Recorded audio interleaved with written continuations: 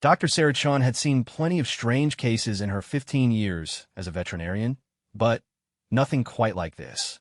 The creature lying unconscious on her examination table looked like a wolf.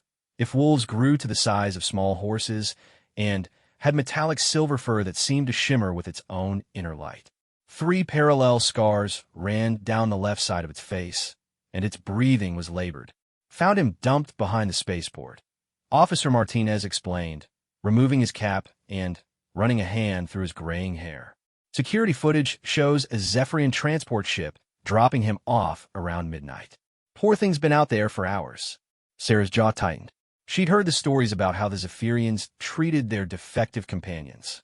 The wolf-like beings called Fenrathi were bred as loyal servants, but any that showed signs of independence or intelligence beyond basic commands were considered dangerous and disposed of. The creature's eyes suddenly snapped open, revealing irises of the deepest blue Sarah had ever seen. They held an intelligence that made her breath catch. Most animals showed fear or confusion when they woke up in unfamiliar surroundings, but this one's gaze was calculating, almost human-like in its assessment. Sarah approached slowly, keeping her movements gentle and non-threatening. "Hey there, big guy. You're safe now. I'm going to help you, okay?" The Fenrathi's ears perked forward, and its head tilted slightly. For a moment, Sarah could have sworn she saw understanding flash across its features. "Dr. Chun," Officer Martinez said quietly, "you know the regulations about harboring abandoned alien fauna. The Galactic Council classifies Fenrathi as property, not sentient beings. If his owners don't claim him within 72 hours, he'll have to be euthanized." The word euthanize seemed to hit the creature like a physical blow. Its eyes widened, and a low whine escaped its throat. Sarah's heart clenched.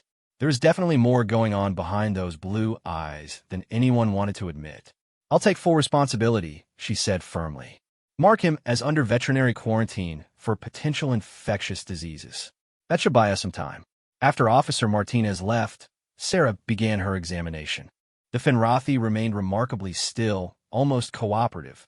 His injuries were extensive: malnutrition, several partially healed fractures, and what looked like electrical burns along his spine.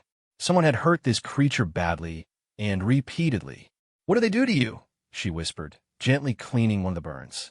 The creature's breath hitched, and when Sarah looked up, she saw what looked suspiciously like tears gathering in those intelligent eyes. As night fell, Sarah found herself staying late at the clinic. She brought a sleeping bag and settled on the floor next to the examination table where the Fenrathi rested. Something about leaving him alone felt wrong. Around midnight, she was awakened by a soft sound. At first, she thought it was whimpering, but as she listened more carefully, her blood ran cold. It sounded almost like words. "Pain, so much pain." Sarah sat up slowly, her heart hammering. The voice was rough and used, but unmistakably forming human words. The Fenrathi's eyes were open, staring at the ceiling. Did you speak?" she whispered. The creature's head turned toward her, and for a long moment, they stared at each other. Finally, in that same rough voice, he said, "You stayed." Sarah's mind reeled. Fenrathi weren't supposed to be capable of human speech. They were classified as highly intelligent animals, nothing more. But here was proof that everything the Galactic Council claimed was a lie. "What's your name?" she asked gently.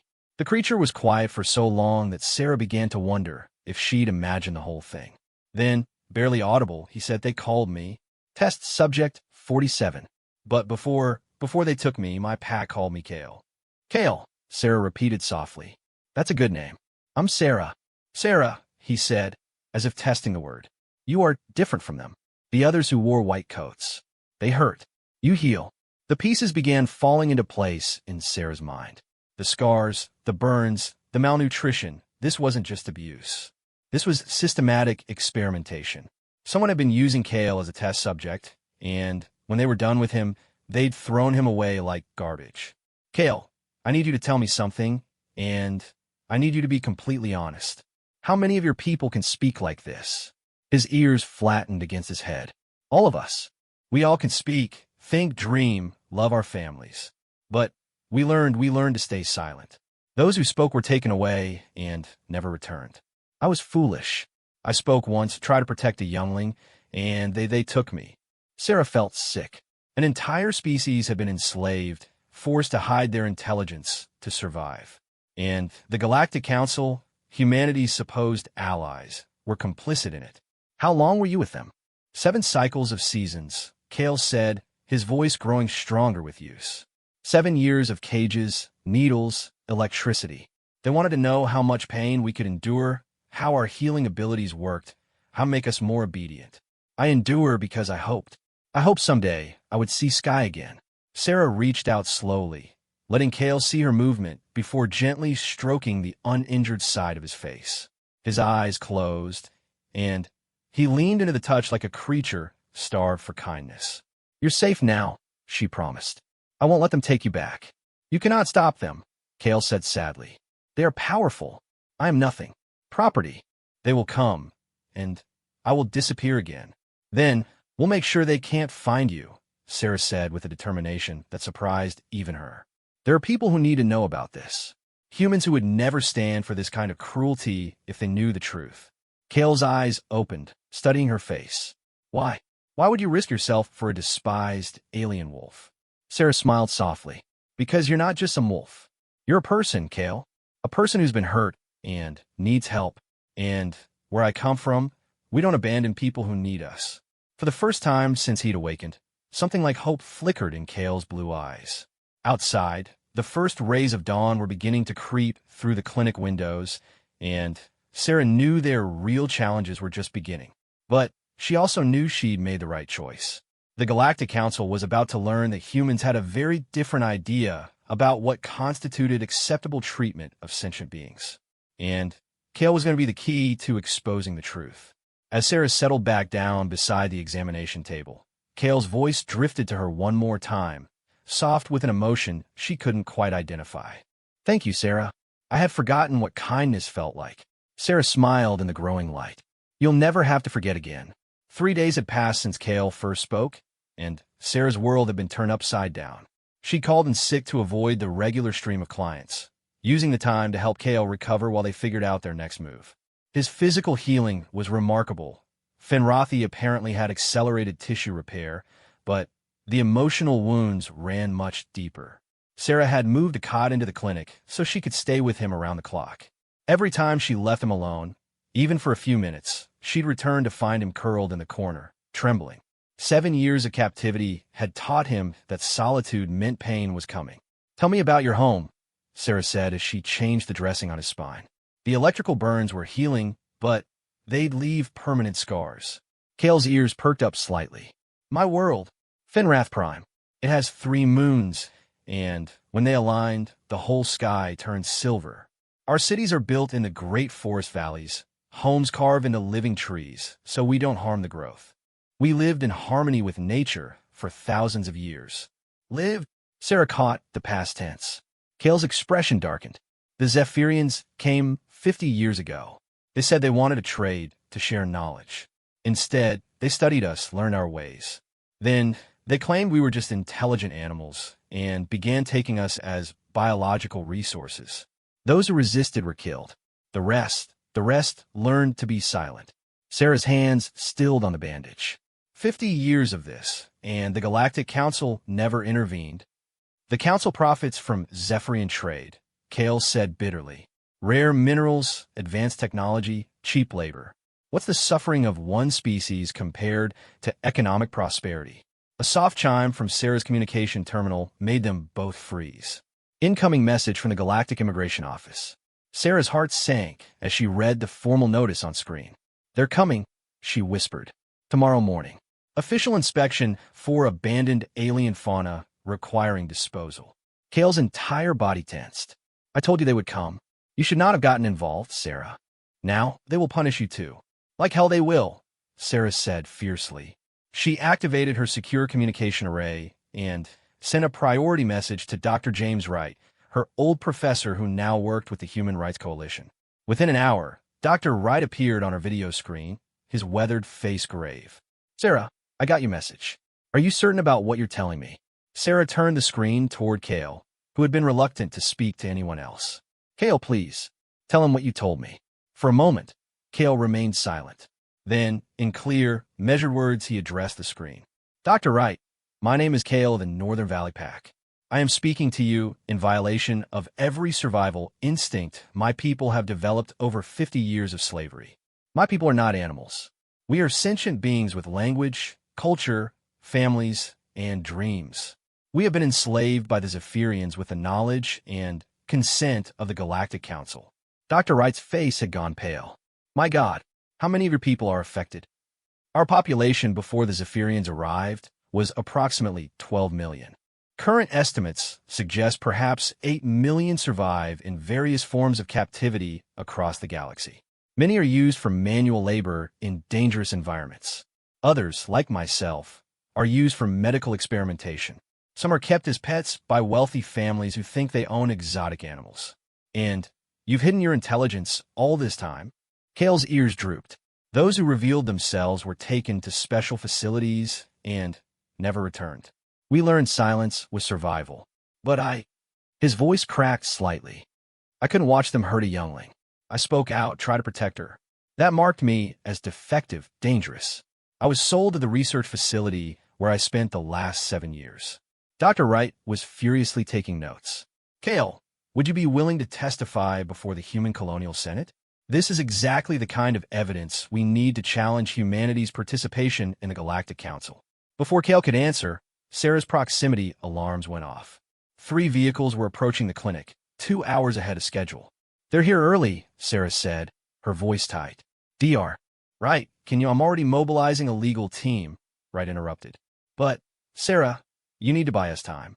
Don't let them take Kale until our people arrive. The transmission cut out just as the clinic's front door chimed. Sarah quickly helped Kale to a back examination room and handed him her tablet. If something happens to me, contact Dr. Wright. The emergency protocols are already loaded. Sarah, no. Kale's voice was anguished.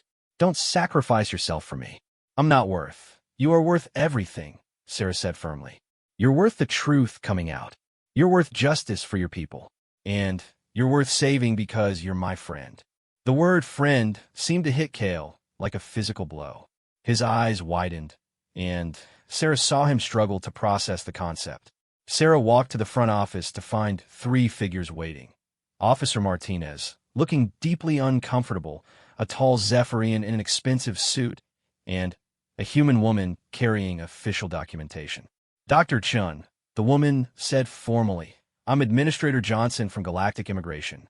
We're here to collect the abandoned Finrathi for processing.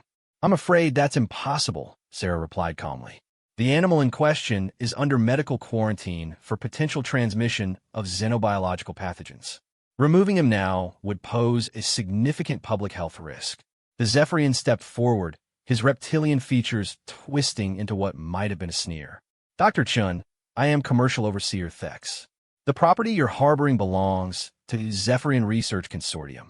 Your medical concerns are irrelevant. Actually, they're not, Sarah said, pulling out her certification documents. As a licensed xenobiological veterinarian, I have legal authority to quarantine any off-world species that poses potential health risks.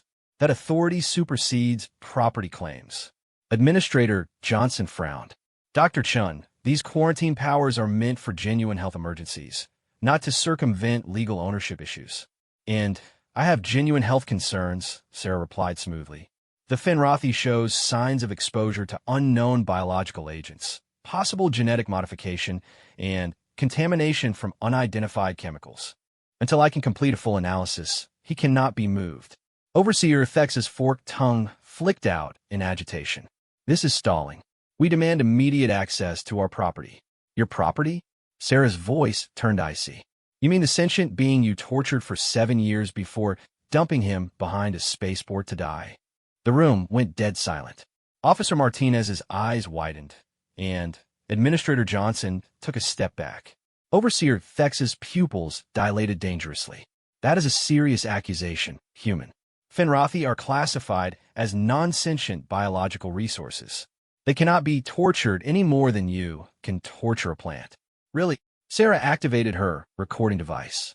Kale, could you come here, please? Footsteps padded down the hallway, and Kale appeared in the doorway. At the sight of Overseer Thex, his entire body language changed, ears flat, head low, trembling. "Hello, Subject 47," Thex said casually. "Time to come home." Kale's voice, when it came, was clear and strong despite his obvious terror. "My name is not Subject 47. My name is Kale, son of Dara, of the Northern Valley Pack. I am a free, sentient being, and I refuse to return to captivity." Administrator Johnson's official documentation slipped from her nerveless fingers. Officer Martinez swore softly in Spanish. Overseer Thex's scaled face went through several color changes. "Impossible," Dixie said. "Finrathi cannot speak. This is some human trick, vocal modification technology."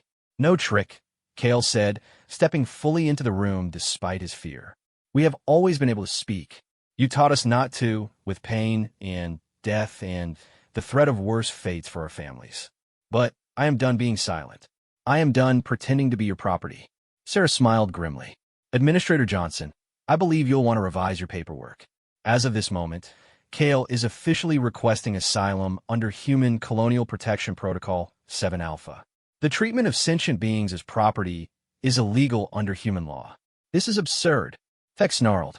"The Galactic Council will never—" "The Galactic Council," Sarah interrupted, "is about to have much bigger problems than one escaped Finrathi.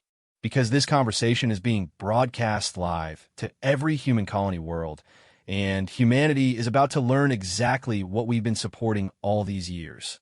Through the clinic windows, Sarah could see news drones arriving, along with vehicles marked with Human Rights Coalition logos. Dr. Wright had moved fast. Overseer Thex realized the situation was spiraling beyond his control. "You have no idea what you've started, humans. The Zephyrians have long memories." "So do we," Sarah said quietly. "And we really don't like bullies."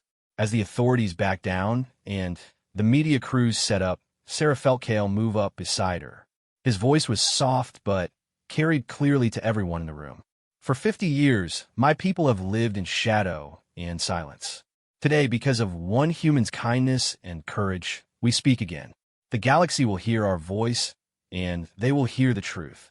Sarah looked around the room at the shocked faces, the recording devices, the dawn of a new chapter in galactic politics. She had a feeling life was about to get very complicated. But as she felt Kale's grateful presence beside her and saw the hope beginning to replace fear in his eyes, she knew it would all be worth it. The media storm that erupted in the 48 hours following Kale's public declaration shook the foundations of galactic politics.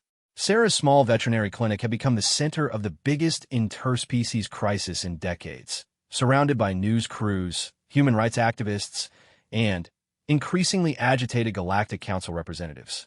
Sarah watched the chaos from her office window while Kale sat beside her, still amazed by the concept of looking outside without bars or force fields. His recovery had accelerated dramatically once the stress of hiding his true nature was lifted, but the psychological scars ran deep. "Dr. Chun," her assistant Maria called from the front desk. "There's a delegation from the Human Colonial Senate here to see you." And about a dozen more news crews just arrived. Sarah sighed. "Tell the Senate people they can come back, but keep the media outside for now." 3 humans in formal attire entered her office, led by a stern-faced woman with graying hair. Sarah recognized Senator Patricia Walsh from the news broadcasts, one of the most vocal critics of humanity's involvement with the Galactic Council. "Dr. Chen, I'm Senator Walsh. This is Dr. Rebecca Martinez from our Xenobiological Ethics Committee and Commander David Chun from Colonial Defense." Senator Walsh's eyes moved to Kale, who had tensed at the sight of strangers. "And you must be Kale." Kale inclined his head slightly. "Senator, I hope my testimony can help your people understand what has been hidden from them." "It already has," Dr. Martinez said, pulling up a tablet. "In the past 2 days, we've had over 300 Finrathi across human space reveal themselves to local authorities requesting asylum. The stories they're telling, it's worse than we imagined." Senator Walsh settled into a chair. "Kale, we need to understand the full scope of this situation. How organized is the Finrathi resistance movement?" "There is no organized resistance," Kale replied sadly. "How can there be, when speaking truth means death? But there are networks, secret ways of passing information, safe words to identify those who might help.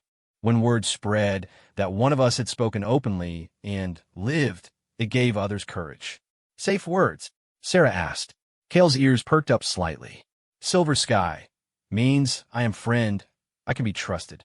Valley song means danger, hide your true self. Running water means escape route available. We developed them over decades of captivity. Commander Chin leaned forward. Kale, in your 7 years at the research facility, did you learn anything about Zephyrian military capabilities? True movements? Technology? Sarah bristled. Commander, he's a victim, not an intelligence asset. Actually, Kale said quietly, I may know things that could help. The research facility was attached to a military complex. I saw things, overheard conversations.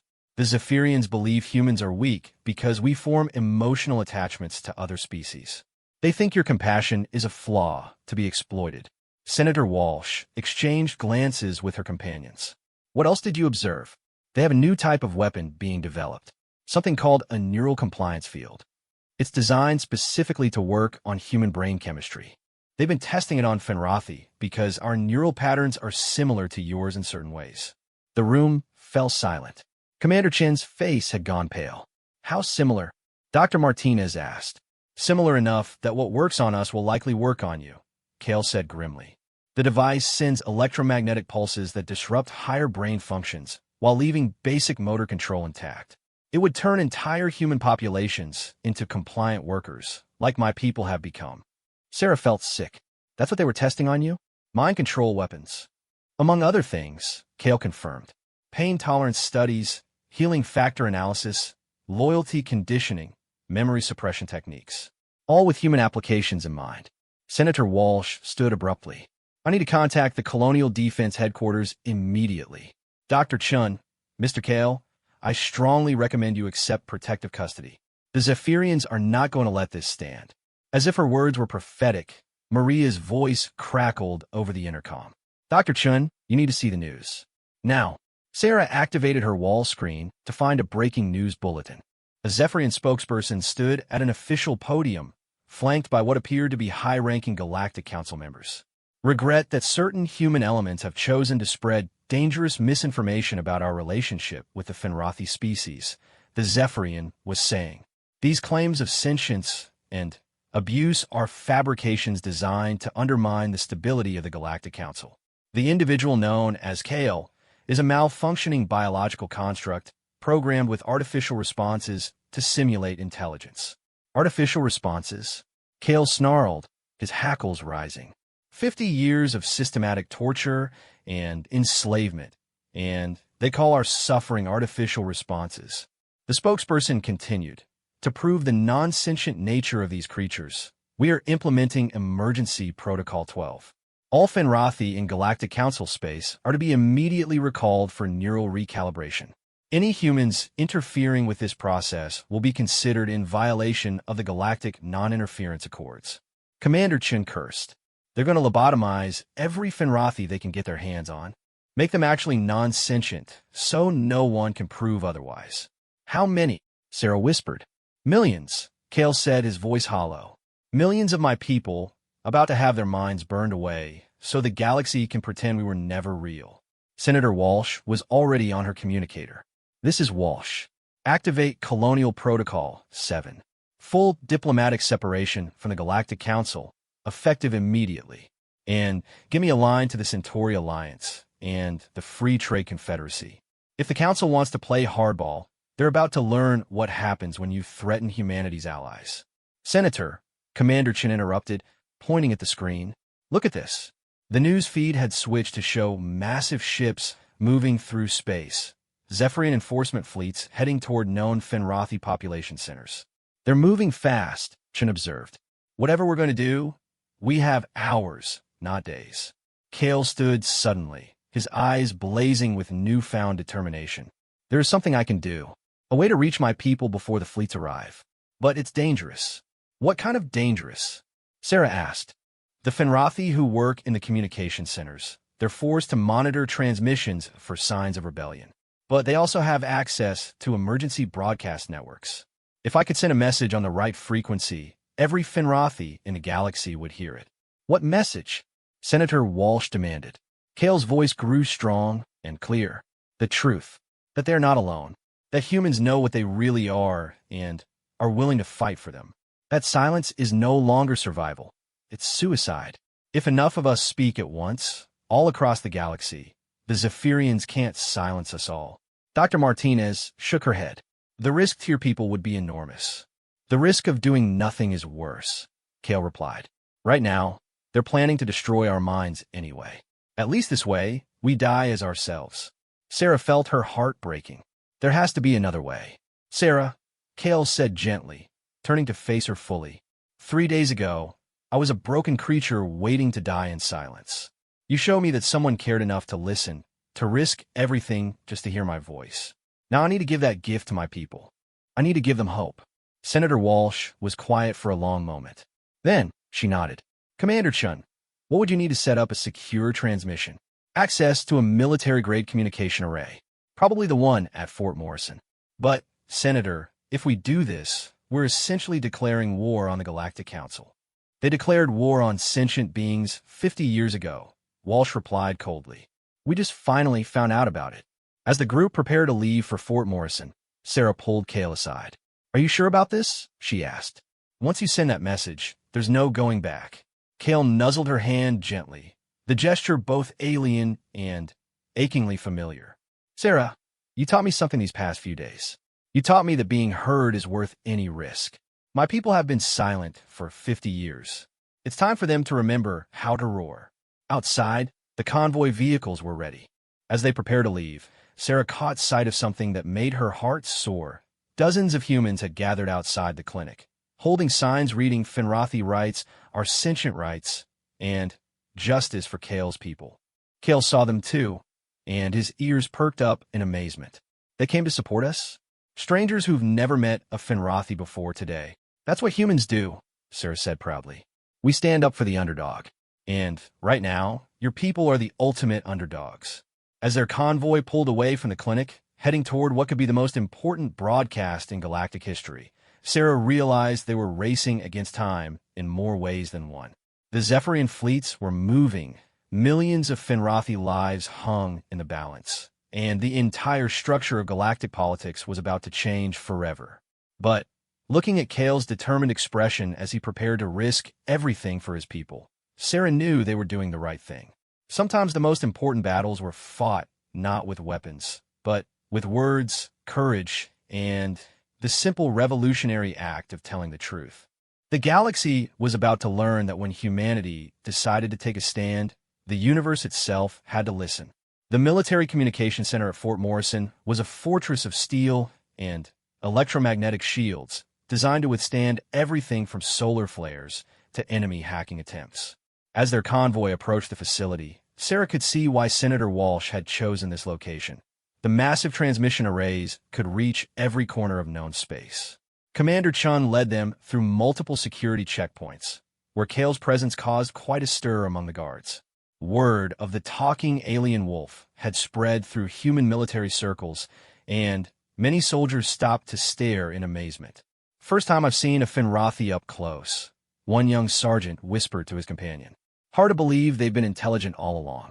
Makes you wonder what else the council's been lying about, his friend replied grimly. In the main communication center, technicians were already working to configure the equipment for Kale's broadcast. Dr. Martinez had spent the journey analyzing Finrathi communication frequencies and neural patterns, preparing to send a message on wavelengths that only Finrathi could consciously perceive.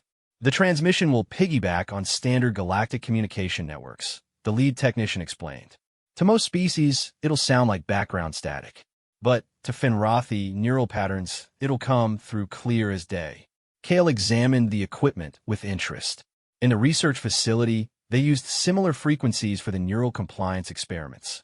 I recognize the modulation patterns.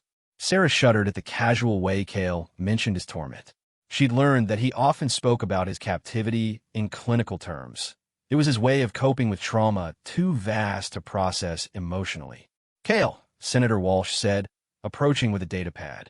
We've been monitoring Zephyrian fleet movements. The first enforcement ships will reach the outer colonies in approximately 6 hours. We need to send you a message now.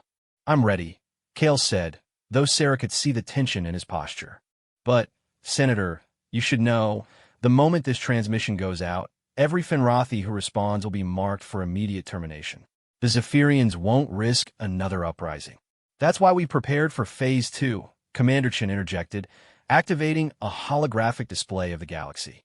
Humanitarian fleet deployments to every system with significant Finrathi populations. We can't save them all, but we can save some. Dr. Martinez looked up from her console. Kale, I need you to understand the science behind what we're doing. This frequency will reach into the deep brain structures where trauma memories are stored. For many of your people, hearing your voice might trigger psychological responses they've spent decades suppressing. You mean they might break down? Kale asked. Some might, but others might finally break free. Kale nodded slowly. My people are stronger than the Zephyrians give us credit for. We've survived 50 years of hell. We can survive a moment of truth. The technicians signaled ready. Kale approached the transmission console, and Sarah could see him gathering his courage. This moment would define the future of his entire species. Sarah, he said softly, if something goes wrong, if this doesn't work, or if they capture me, I want you to know these few days with you have been the happiest of my life. You gave me back my voice, my name, my hope. Thank you. Sarah squeezed his shoulder gently. You're going to change the galaxy, Kale. Your people will finally be free. Kale took a deep breath and activated the transmitter. When he spoke, his voice carried the weight of 50 years of suffering and the hope of millions of his people. My fellow Finrathi, my brothers and sisters in bondage, hear me. This is Kale of the Northern Valley Pack, speaking to you across the void. For too long, we have been silent. For too long, we have hidden our true selves behind the mask of compliance they forced upon us. But silence is no longer safety. Today, the Zephyrians come to steal not just our freedom, but our very minds. The communications center fell completely quiet, everyone transfixed by the raw emotion in Kale's voice. I know you're afraid. I know you've learned that speaking means death. But I tell you now, we are already dying one soul at a time, one suppressed word at a time. I have found humans who know our truth, who see us as people, not property. They are willing to fight for us, but first we must fight for ourselves. Throughout the galaxy, in hidden corners of ships and facilities, on mining platforms and research stations, Finrathi ears perked up at the impossible sound of their own language being spoken freely across the stars. To those in the communication centers, spread this message through every network you can access. To those who guard Zephyrian facilities, remember that you are the descendants of free hunters, not tame dogs. To those who suffer in laboratories and breeding facilities, know that your pain has not been forgotten. On the monitoring screens, the technicians began registering responses, communication networks lighting up across the galaxy as Finrathi operators began relaying Kale's message to others. The human Sarah Chun showed me that kindness still exists in this universe. She risked everything to hear my voice, and now humans across space prepare to defend us. We are not alone. We never were alone. We simply forgot how to howl together. More responses flooded in. Emergency channels activated as Finrathi in critical positions began sending location data, facility schematics, and intelligence about Zephyrian operations. I call upon every Finrathi to remember who we were before the chains. We are the children of the Silver Moon. We are the singers of the Forest Song. We are the pack that hunts as one. Today, we hunt for freedom. Today, we remember our names. The response was overwhelming. Across the galaxy, 50 years of enforced silence was breaking like a dam. Finrathi voices began joining the transmission, adding their own messages of hope and defiance. Commander Chin's tactical display lit up like a Christmas tree. My God, they're everywhere. Finrathi, on over 3,000 installations, just identified themselves. Look at this. Revolt on Mining Platform 7. Guards abandoning posts on Research Station Theta. Complete communication blackout in the Zephyrian home system as operators switch sides. But the joy was short-lived. New signals appeared on the display. Zephyrian enforcement fleets accelerating toward Finrathi population centers, weapons charging. The slaughter's beginning, Senator Walsh said grimly. Admiral Morrison reports Zephyrian ships opening fire on civilian transports, trying to evacuate the Kepler station. Kale's voice grew fierce. My people, they come for us now with death ships and burning weapons. Some of us will not see another dawn, but we die as ourselves with our names on our lips and our truth in our hearts. And for those who survive, remember this day. Remember that we stood up and spoke our truth to the galaxy. Sarah watched the tactical display in horror as dozens of red markers began appearing, Zephyrian attacks on Finrathi populations. But there were blue markers too, human ships engaging the attackers, rescue operations pulling Finrathi from doom stations. The human ships are fighting, Kale said, his voice filled with amazement. They're actually fighting the Zephyrians to protect my people. Of course we are, Sarah said firmly. That's what allies do. On the galactic communication networks, everything was chaos. The Galactic Council was demanding human withdrawal from combat zones while human representatives were broadcasting their own messages, formal declarations of protection for all Finrathi, regardless of their legal status under Council law. Admiral Morrison reports successful evacuations from 17 installations, Commander Chen announced. But we're losing contact with remote facilities faster than we can reach them. Kale made a decision that surprised everyone. Instead of ending his broadcast, he changed its nature. To the Zephyrians listening to this transmission, he said, his voice now cold and dangerous, "You have made a critical error. You believed that breaking our spirits would break our minds. You were wrong. And you have made an even worse error. You have convinced humanity that you are the enemy of all free peoples. Humans do not forget their enemies, and they do not forgive those who torture the innocent." Senator Walsh smiled grimly. He's right about that. For 50 years, Kale continued, you told the galaxy that we were animals. Today, we prove you wrong. But more importantly, today humanity learns who you really are. And humans have a saying, F*** around and find out. You have F*** around Zephyrians. Now you get to find out what happens when you threaten humanity's friends. The profanity, delivered in Kale's dignified tone, somehow made it even more impactful. Across the communication center, the human staff began grinning. To my people still in chains, Kale concluded, survive this day if you can. Help is coming. And to those who cannot survive, go to your end knowing that you lived long enough to see our voices return to us. The pack remembers its own. Always. As the transmission ended, the scale of what they'd unleashed became clear. The galaxy's balance of power was shifting in real time. Humanity had thrown down the gauntlet to the Galactic Council, declaring protection for an entire enslaved species. War seemed inevitable, but in the chaos, something beautiful was happening too. Across space, humans and Finrathi were working together, fighting together, dying together. The alliance that would reshape the galaxy was being forged in fire and courage. Sarah looked at Kale, who was watching the tactical display with a mixture of grief and hope. In a few hours, he'd gone from abandoned victim to the voice of his species' liberation. The despised alien wolf had become a symbol of resistance that would echo across the stars. The real battle was just beginning. 2 years after what historians would call the Finrathi liberation, Sarah stood on the observation deck of the New Geneva space station, watching ships from dozens of species dock at the sprawling facility. The station served as the headquarters for the Free Species Alliance, humanity's answer to the corrupt Galactic Council. Beside her, Kale had grown into his role as the first Finrathi ambassador to the Alliance.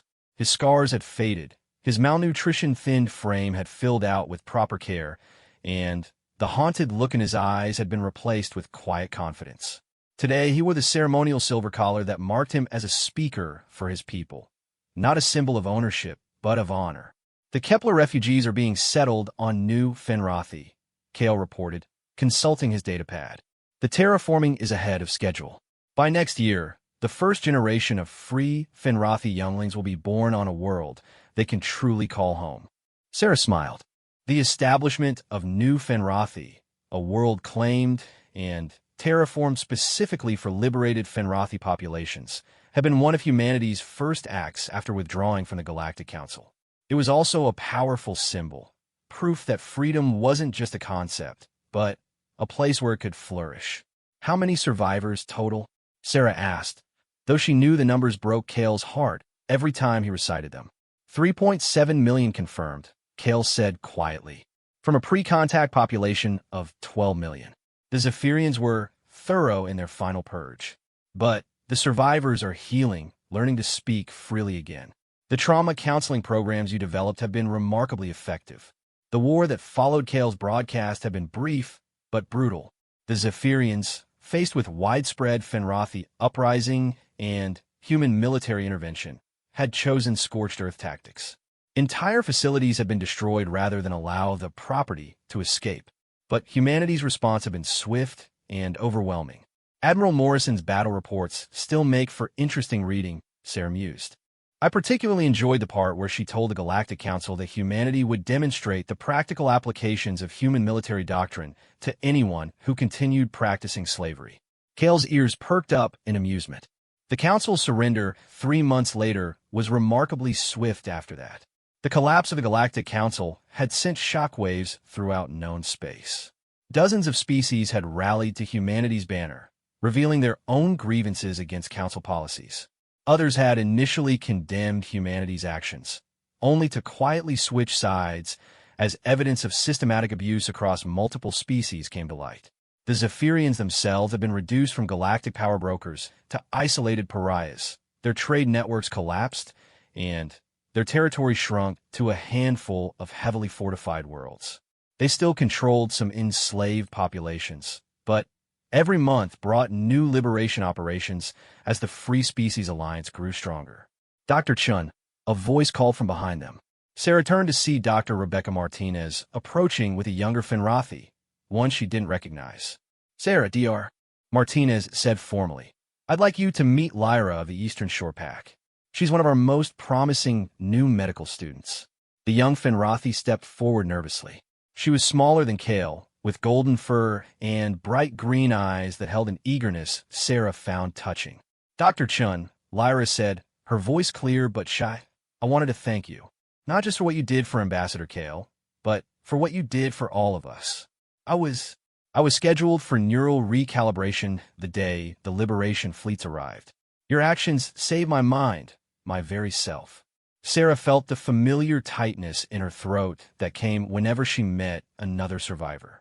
You don't need to thank me, Lyra. What you and your people endured, the courage it took to speak up when Kale called, that's what changed everything. If I may ask, Lyra continued, why? Why did you risk everything for a stranger you'd never met before? The Galactic Council could have destroyed your entire species for what you did. It was a question Sarah had been asked hundreds of times by reporters, historians, and curious citizens of the Alliance. Her answer was always the same. Because it was the right thing to do, she said simply. And because someone once told me that the measure of a person isn't how they treat their equals, but how they treat those who are powerless to stop them from being cruel. Kale stepped forward, placing a gentle paw on Lyra's shoulder. Sarah taught us all a lesson that day. She taught us that sometimes one person with courage is enough to change the universe. Speaking of changing the universe, Dr. Martinez interjected, have you seen the latest intelligence reports from the Outer Rim? 3 more species have requested liberation assistance. The Aquani dolphins, the crystalline shards, and, surprisingly, a group of artificial intelligences who've been serving as computation slaves for the hegemony. Sarah wasn't surprised. The success of the Fenrothi liberation had created a template that other oppressed groups were eager to follow. The Free Species Alliance had evolved from humanity's response to the Fenrothi crisis into a galaxy-spanning movement for true sentient rights. The AIs are particularly interesting, Kale observed. If we can establish that artificial consciousness deserves the same protections as biological consciousness, it sets a precedent that could reshape how the galaxy thinks about personhood itself. A soft chime indicated an incoming priority transmission. Senator Walsh's face appeared on the nearest communication screen, broadcasting from the Alliance Council chambers on Earth. Ambassador Kale, Dr. Chun, Walsh said, her expression grave but determined, I'm afraid we have a situation. The Zephyrian Remnant forces have allied with 3 other former Council species and are threatening to deploy the neural compliance weapons we've been tracking. Intelligence suggests they're targeting the Centauri colonies. Sarah felt ice in her veins. The neural compliance technology, the same system that had been tested on Kale and thousands of other Fenrothi, represented one of the greatest threats to free will in galactic history. How long before they could deploy? Kale asked, his diplomatic training keeping his voice level despite the personal horror the weapons represented. 72 hours, according to our best estimates. Dr. Chun, we need you and your team on the next transport to Centauri Prime. Your research on Fenrothi neural patterns and their resistance to compliance conditioning might be the key to developing countermeasures. Sarah nodded. We'll be ready in 6 hours. As the transmission ended, Lyra looked confused. I don't understand. Why would Dr. Chun need to go? Surely the Alliance has military scientists who could handle weapons research. Kale's expression was gentle, but serious. Because, young one, this war isn't just being fought with ships and weapons. It's being fought with ideas, with the fundamental question of what it means to be free. Sarah isn't just a veterinarian who saved one Fenrothi. She's become a symbol of the principle that every sentient being has inherent worth. Besides, Sarah added with a wry smile, I've got personal experience with what those compliance weapons can do to the mind. I spent 2 years helping Fenrothi overcome the psychological conditioning they created. Now it's time to use that knowledge to make sure they can never be used on anyone else. As they prepared to leave for Centauri Prime, Sarah reflected on the strange turns her life had taken. 2 years ago, she'd been a simple veterinarian in a small clinic, treating sick animals and trying to make ends meet. Now she was a key figure in the greatest liberation movement in galactic history, heading off to help prevent the enslavement of entire worlds. The transport ship that carried them was itself a marvel of the new era, a joint design incorporating human engineering, Fenrothi biotechnology, and innovation from a dozen other Alliance species. The crew was equally diverse, with beings from across the galaxy working together as equals. During the journey, Kale spent long hours working on counter-conditioning protocols, his personal experience with the compliance systems proving invaluable. Sarah found herself constantly amazed by his resilience. The broken, terrified creature she'd found on her examination table had become a leader whose voice carried across the galaxy. Do you ever regret it? She asked during one of their planning sessions. Speaking up that first day, starting all of this? Kale considered the question seriously. Sometimes I think about the simple life I might have had if I'd stayed silent. But then I remember Lyra and the millions like her who are free because we refused to accept that slavery was normal. How could I regret giving my people back their voices? As their ship approached Centauri Prime, Sarah could see the massive defense platforms humanity had constructed around their core worlds. The galaxy had become a more dangerous place since the Alliance's formation, but it had also become more honest. The comfortable lies that had allowed systematic oppression to flourish in the shadows were gone, replaced by open conflict between freedom and tyranny. Whatever happens next, Sarah said, watching the stars will pass the viewports. We've already won the most important victory. We've proved that ordinary people can stand up to galactic powers and win. We've shown that compassion and courage can triumph over cruelty and oppression. Kale nodded, his blue eyes reflecting the starlight. And we've shown that the galaxy is big enough for everyone to be free. The despised alien wolf has found his pack, and together we'll make sure no one has to suffer in silence again. The ship continued towards Centauri Prime, carrying with it not just passengers and cargo, but the hopes of countless beings across the galaxy who had learned that freedom was not just a dream, but a possibility worth fighting for. In the depths of space, other ships were moving too, Zephyrian vessels carrying weapons designed to steal free will itself.